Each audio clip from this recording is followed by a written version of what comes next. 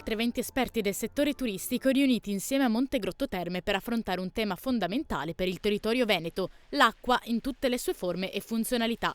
L'evento Acqua Driver per il turismo sostenibile, organizzato da Venice Promex, ha accolto gli ospiti in una location unica, Y-40 The Deep Joy, la piscina termale più profonda al mondo. A confronto 3 settori turistici, outdoor, turismo termale e balneare, con l'obiettivo di far emergere le maggiori criticità e trovare insieme possibili soluzioni.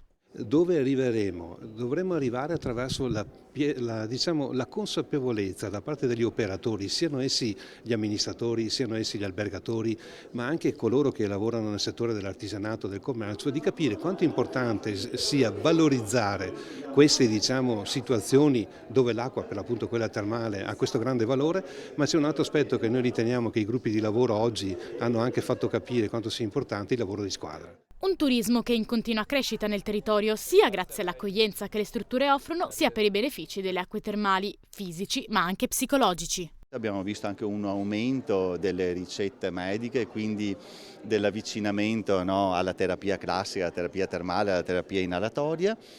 C'è ancora tanta strada da fare, abbiamo secondo me un potenziale ancora inespresso, il territorio veramente è ampio, può offrire tantissimo. Un'occasione anche per parlare di formazione, così da valorizzare e promuovere ancora di più il territorio. Stiamo lavorando come sistema camerale ad esempio con gli ITS per formare proprio nell'accoglienza, abbiamo le Olimpiadi alle porte e quindi anche questo è un ulteriore strumento di promozione. Ho citato la professionalità, le competenze, ma non solo, e gli ambienti che siano adeguati, accoglienti. Il cliente deve essere come a casa sua, sia per fare le ferie che per lavorare.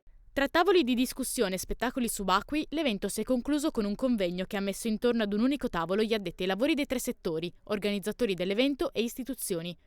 Messo a fuoco l'obiettivo da centrare nell'immediato futuro, mantenere l'identità del territorio esaltando l'elemento dell'acqua, fondamentale per garantire fascino e benessere a chi sceglie il Veneto come meta turistica.